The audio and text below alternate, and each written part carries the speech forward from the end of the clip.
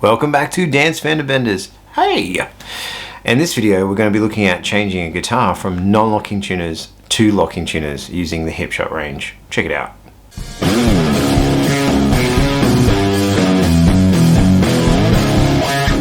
So these are some of the tools we're going to be using to complete the job.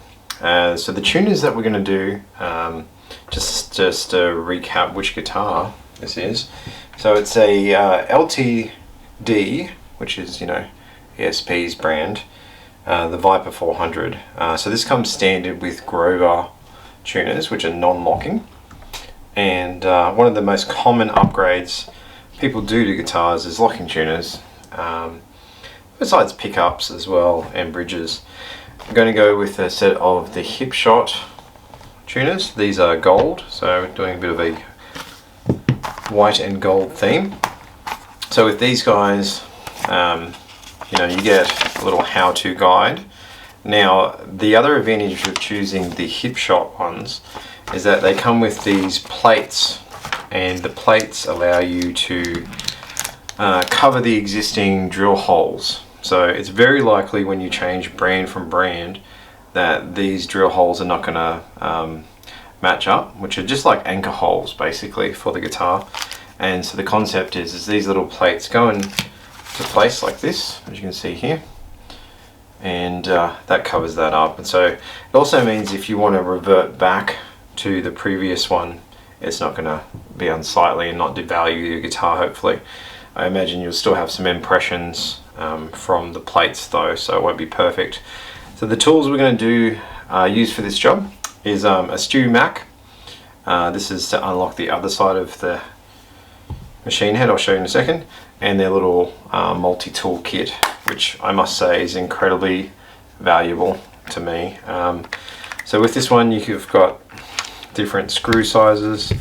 Sorry, it's always a little bit challenging when you're trying to do it in front of a camera. So you've got your little Phillips head attachment, and we're going to go ahead and just remove these anchor screws here. Now, sometimes I've got a magnetic bowl to catch the spare bits in, but I'm just going to use the box from the Hipshot replacement kit. I've always been very curious about these because they don't do a lot. It's mainly just aligning the machine head up to the right spot. Yep.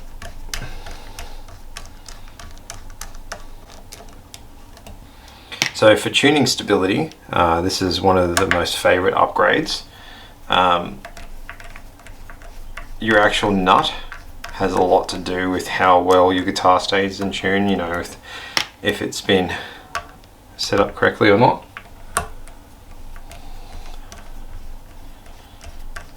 But I find locking tuners do a lot, and plus it just makes changing strings a lot easier as well, on a selfish note. So let's just flip this over now.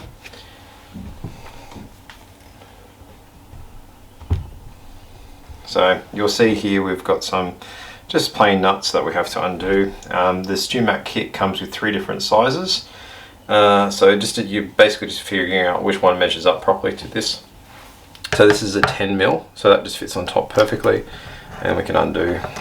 If you want, you can just go around and loosen them all a little bit. Go from here. Now I would assume that these haven't been changed since retail of this guitar being sold, and I'm going to note selfishly that this guitar stayed in tune okay beforehand, so it is a bit of an aesthetic upgrade as well, but I do enjoy how quickly it is that you can change your guitar strings. So just to keeping it all together, it's a good idea to put your washers back over. And so yeah, that's an authentic Grover one.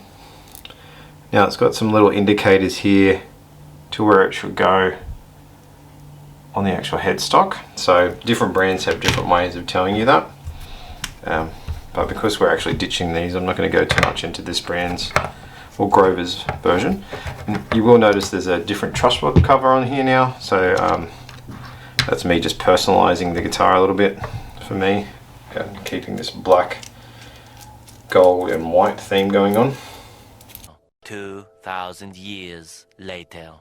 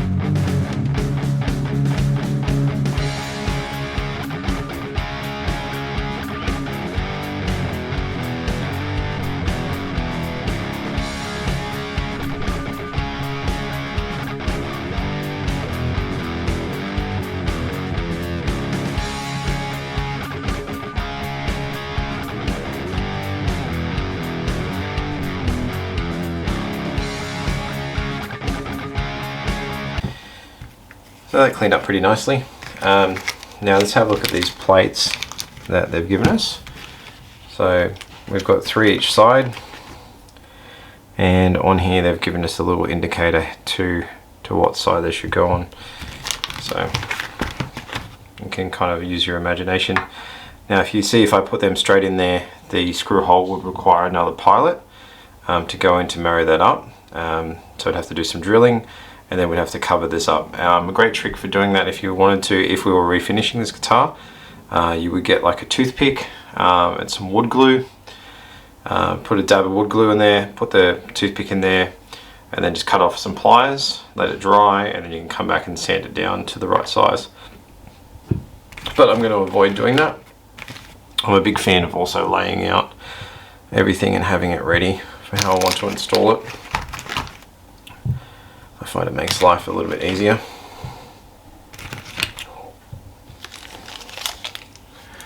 Alrighty, so we've got our plates here. We're just going to tear that open. Now the plates, they've put them together as such, so that you've got them ready to pull out and do the sizing. So they're saying here to have, if you can see that there now, to have one piece with only 2 sets of little ridges down towards the headstock joint, and having the other piece with the 4 ridges on top of that, lining up to those holes. So let's do that. So 2,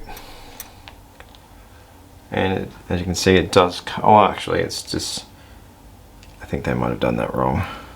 I'll have a look in a second. We'll open up the other packet, because that could be the case. Yeah, it is.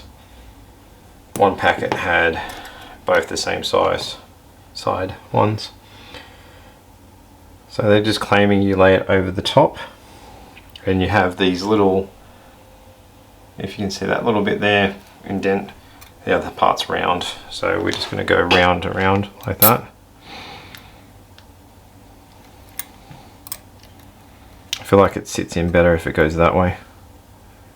And you just marry it up so it covers the holes. Yeah, like so. So I've just lined them all up here now. So all I've done is just basically just sat them into place to see how they fit.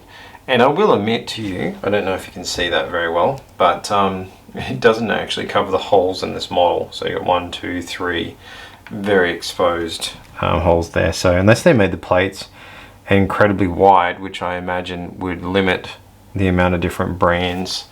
I'll just get a bit of a closer shot of that. So unless they limited the amount of brands this would fit on, it doesn't quite marry up with this. So I'm going to go ahead and put these on now and do up the actual bolts.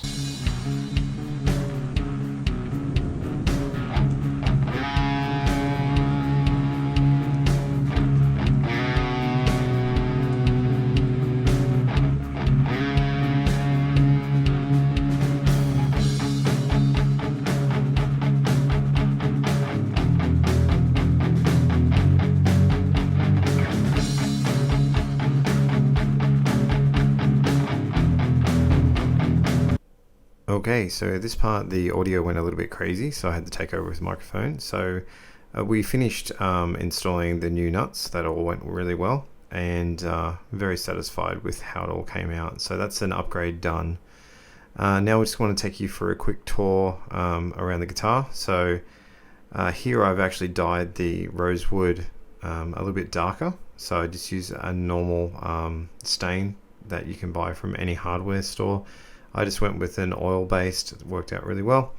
So a bit of a hint here. It's changed the pickups. So we went with a 60 in the neck and an 85 in the bridge. The 60 is quite a good neck pickup. This is also the slightly, how would you say, aged look. They're not the white ones from EMG, so that was a bit hard to source actually. With the knobs, I'm not going to keep these. They're just something I had laying around. With the bridge, I changed it over to a Tone Pros gold style. So it's got the locking pins that you can tighten with an Allen key. So that's really good to keep it in the go.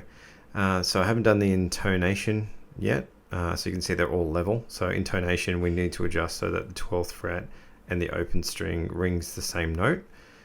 Therefore the whole fretboard will work quite well altogether. So that's the guitar done, and you can kind of get a hint of what I'm going for now. And so hopefully this video helped a lot when it comes to changing over to locking tuners.